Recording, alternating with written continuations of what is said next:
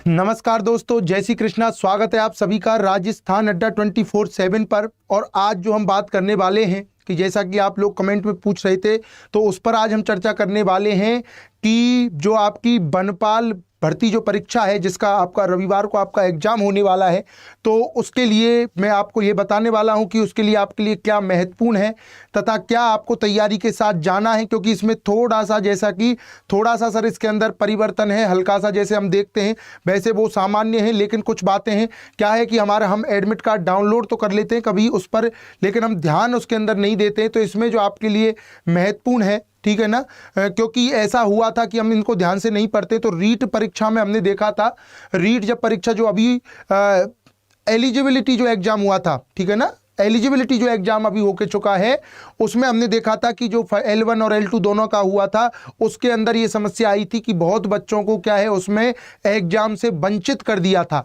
अब हम ये क्या करते हैं, हम एग्जाम्स देते रहते हैं, तो हम सीधे अपने उठाया बैग और लेकर के चल देते हैं सर।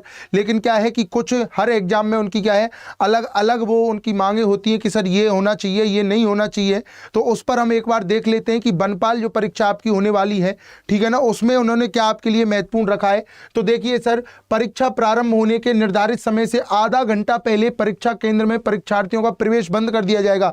आधा घंटा पहले आपका प्रवेश बंद हो जाएगा, और इस बात को बिल्कुल आप सीरियसली लेंगे, क्योंकि आधा घंटा पहले बंद कर दिया जाएगा।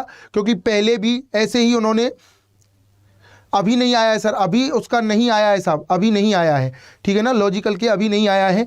तो उसमें क्या है कि रीट में ऐसा देखा गया था कि बच्चों के सामने गेट बंद हुआ है, वो भागते हुए आ रहे हैं और उनके सामने गेट बंद हुआ है। कई वीडियो हमने भी देखे थे उसके अंदर ऐसे ही कि बच्चे भागते हुए आ रहे हैं और सामने गेट बंद किया है और उन्होंने उनको घुसने नहीं दिया है। हाँ, कई बार ऐसा होता है कि वो थोड़ी सी फ्लेक्सिबिलिटी आपके लिए कर देते हैं और आपको प्रवेश दे देते हैं, लेकिन आप इस चीज़ का जरूर ध्यान रखें, क्योंकि हमारी जो मेहनत है वो इसके 1 मिनट के ऊपर बर्बाद हो जाती है।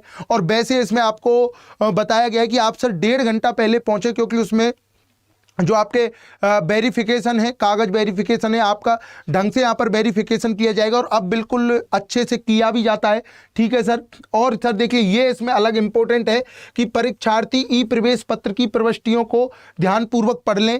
यदि इनके बारे में कोई आपत्ति हो तो परीक्षा के पश्चात निर्धारित समयावधि में एसएसओ के माध्यम से ऑनलाइन ही स्वयं के स्तर पर सुधार कर लें। ये सर आपके लिए जानना योग्य है कि आपने क्या है, जो भी ई मित्र से या जो भी आपने अपना एडमिट कार्ड डाउनलोड किया है, उस एडमिट कार्ड में जो आपकी कहीं आपको लग रहा है कि सर ये तो मैंने नहीं भरा था या मुझ पर गलत आपने ही भरा होगा, खैर बेसिकली बात है, लेकिन सर ये गलती हो गया या इसमें गलत छपा हुआ इसके अंतर्गत आ गया है, तो सर उसमें आपके लिए क्या मौका दिया गया है। ये ही आपका इसमें बड़ा इंपॉर्टेंट पॉइंट है कि परीक्षा के कि आप क्या करें, एसएसओ के माध्यम से, ठीक है ना, ऑनलाइन स्तर पर भी सुधार आप कर लेंगे, किसी भी ऑफलाइन स्तर से संशोधन इसके अंदर नहीं किया जाएगा सर, ये आप ध्यान रख लेंगे। और इसके अलावा इसके जो मुख्य अनुदेश हैं वो ये इसमें इंपॉर्टेंट था सर, और आपको क्या क्या लेकर के जाना है वो आप ध्यान रख लें कि परीक्षा प्रारंभ 30 मिनट वाली बात हम कर चुके हैं। इसके अलावा कोविड के जो रूल होते हैं सर, कोविड के रूल आप जरूर ध्यान रखें। कई बार जो आपका मास्क है, सैनिटाइजर है, वो आप साथ लेकर के जाएंगे, ये जरूर ध्यान रखेंगे कि कई बार वो क्या करते हैं। हाँ सर, अभी बता रहे हैं सर क्या क्या लेकर के जाना है एग्जाम में, अभी बात करते हैं सर इस पर, ठीक है ना। और ये आप जरूर ध्यान रखेंगे सर इसके अंदर, ठीक है ना। तो मास्क है, सैनिटाइजर है, कई बार क्या करते हैं, कई बार तो मास्क की कोई बात नहीं है, सैनिटाइजर की कोई बात नहीं है, लेकिन कहीं कहीं पर भी क्या है कि वो सैनिटाइजर के लिए भी बोलते हैं कि सर आपके साथ सैनिटाइजर आपका होना चाहिए। तो हमें तो पूरी तैयारी से जाना है, तो मास्क और सैनिटाइजर का आप अपने जरूर ध्यान रखेंगे, ठीक है ना। और परीक्षा के दिन परीक्षा केंद्र पर सामग्री आप सुन लीजिए सर, ये गौर से सुन लीजिए सर, आपका एडमिट कार्ड आपको लेना है, ले जाना है, ठीक है ना। और सर 2.5 गुणा 2.5 सेंटीमीटर साइज का नवीनतम फोटो होगा, और प्रत्येक परीक्षा और प्रत्येक प्रश्न पत्र के लिए क्या होगा, पृथक पृथक होगा, ये ध्यान रखना सर, अलग अलग लेकर के जाना है। आप 4-5 अपने साथ पहले से ही रखेंगे। और उसके अलावा नीले रंग की स्याही का पारदर्शी बॉल पेन, ट्रांसपेरेंट जिसे हम कहते हैं, मतलब जिसके अंदर जो रिफिल होती है वो दिखाई देती है, वो वाला पेन आपके साथ होना चाहिए, ठीक है ना। जो रिफिल होती है ना वो अंदर से दिखाई देती रहे, ट्रांसपेरेंट उसे कहते हैं, पारदर्शी लिखा गया है। और उसके अलावा ये आप मतदाता पहचान पत्र या Aadhaar card, PAN card, passport, driving licence, ये आप इसमें से ले सकते हैं सर, ठीक है ना। ये क्या लिखा हुआ है, पहचान पत्र की छाया प्रति मान्य नहीं है। आप 2 कॉपी जो उसको हम बोलते हैं, ठीक है ना, वो आपको नहीं लेकर के जानी है, वो यहाँ पर आपके लिए मान्य नहीं होगी। फोटो पहचान पत्र के आधार पर पहचान सुनिश्चित हो जाने, गहन तलाशी के उपरांत एवं निर्धारित ड्रेस कोड में आने पर ही परीक्षार्थी को केंद्र में प्रवेश दिया जाएगा। निर्धारित ड्रेस कोड में आप जरूर एक बात ध्यान रख लें सर, अगर आप एग्जाम देने जा रहे हैं तो आप अपने साथ जो ये हाफ बाजू होती है, हाफ बाजू की एक टी शर्ट जरूर रख करके ले जाएं, क्योंकि कई बार वो आपसे ऐसा कहते हैं कि फुल बाजू की शर्ट और उसको, हाँ सर, फोटो साइज ये रखा सर 2.5 गुणा 2.5 ये फोटो साइज है, ठीक है ना, जो आपका साधारण होता है पासपोर्ट साइज वो वाला है, ठीक है ना।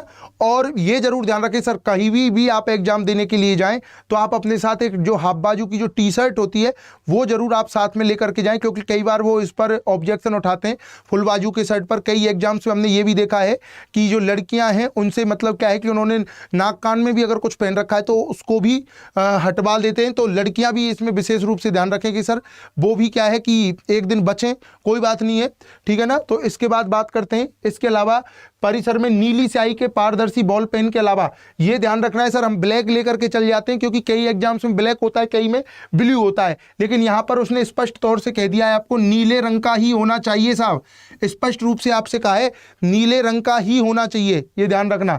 हम ब्लैक लेकर के चले जाएं कहीं, क्योंकि कई में ब्लू और ब्लैक दोनों अलाउ होते हैं, यहाँ केवल आपका ब्लू अलाउ है, ठीक है ना। पहचान पत्र की छाया प्रति मान्य नहीं है, इस पर हम बात कर चुके हैं, और ड्रेस कोड पर हम बात कर चुके हैं, तभी आपको मिलेगा। और ये तो है सर नीली स्याही के पारदर्शी पेन के अलावा कोई pen, purse, bag, mobile phone, Bluetooth, ये सभी में होता है। खैर ये तो जनरल सी बात थी, ठीक है ना। कैलकुलेटर, लॉन्ग टेबल, ये जो भी चीज़ें हैं ये आपके कोई भी आपके लिए अलाउ नहीं की जाएंगी, ठीक है ना। मेन अब इसमें अगर मैं आपको एक बार सारांश में बताना चाहूँ तो आप क्या है कि 3, 4, 5 फोटो अपने साथ रख लीजिए, अलग अलग के लिए वो अलग अलग आपसे फोटो लेंगे, तो फोटो आप अलग अलग बिल्कुल 4-5 फोटो अपने साथ रखेंगे। उसके अलावा एक आप कोई भी पहचान पत्र आपके साथ होना चाहिए, और एक ये ध्यान रखें सर ड्रेस का थोड़ा सा जरूर ध्यान रखें, क्योंकि वे कई बार ऑब्जेक्शन उठाते हैं। हमने कई बार ये भी देखा है कि उन्होंने एग्जाम सेंटर के बाहर क्या है ये हाथ में, यहाँ तक कि ये जो कलाई भी बंधे हुए होते हैं जिनको बोलते हैं धागा जो बंधा होता है, इसको भी वो काट देते हैं, कभी कभी टी शर्ट्स को भी काटते हुए देखा गया है, ठीक है ना। तो टी शर्ट आप जरूर एक साथ रखेंगे, और ये पेन का जरूर ध्यान रखेंगे सर, क्योंकि कई बार हम ध्यान नहीं करते हैं, अलग अलग एग्जाम्स में कोई में वो नीला बोलता है, किसी में वो ब्लैक बोलता है कि भाई ब्लैक भी ले जा सकते हैं, नीला भी ले जा सकते हैं, तो हम उस पर ज़्यादा ध्यान नहीं देते। और क्या है साहब अपना जो है ब्लैक भी हम साथ में ले जाते हैं, तो नीले का आप जरूर ध्यान रखेंगे सर, है ना। नीला जो बॉल पेन ये पेन है, और ट्रांसपेरेंट आपका होना चाहिए सर, इस बात पे आप जरूर ध्यान देंगे। ट्रांसपेरेंट मतलब पारदर्शी होना चाहिए, आपके जो रिफिल है उसके अंदर वो आपको दिख जानी चाहिए। तो अब जितने भी विद्यार्थी हैं जिनका एग्जाम है आपका सर संडे को, सभी को राजस्थान अड्डा 24/7 की तरफ से आपके एग्जाम के लिए सर ढेर सारी बधाइयाँ, और आप बिल्कुल अच्छे से सर क्या है आप बेस्ट विशेष भी हम आपको देते हैं कि आप अपने अच्छे से एग्जाम करेंगे। दूसरा सर, अब चलो ये टॉपिक भी नहीं था, पर फिर भी मैं आपको एक बात बता देता हूं कि आप एग्जाम में थोड़ा सा क्या ध्यान रखेंगे सर, जो मैं अपनी क्लासेज में आपको बताता रहता हूं कि एग्जाम में जाकर के आपको है ना सर 2-3 चीज़ें, 2-3 जो काम है वो आपके अपने निश्चित होने चाहिए। पहला जो है सर आपका, मैं पहले जो बताता आया हूँ कि अब तो पढ़ाई से संबंधित तो कोई बात हो ही नहीं सकती है, एक आपका 1-2 दिन आपके बीच में, आज फ्राइडे तो हो ही गया है, एक दिन आपका बीच में रह गया है, तो उससे संबंधित तो कोई सर उसकी कोई बात नहीं है। फोन में दूसरी फोटो अपलोड कर दी है, उसकी कोई बात नहीं है, शकल तो तुम्हारी है ना, शकल तो तुम्हारी है, उसकी कोई दिक्कत नहीं है सर, ठीक है ना। मनीषा चौधरी, जय हिंद सर, जय हिंद।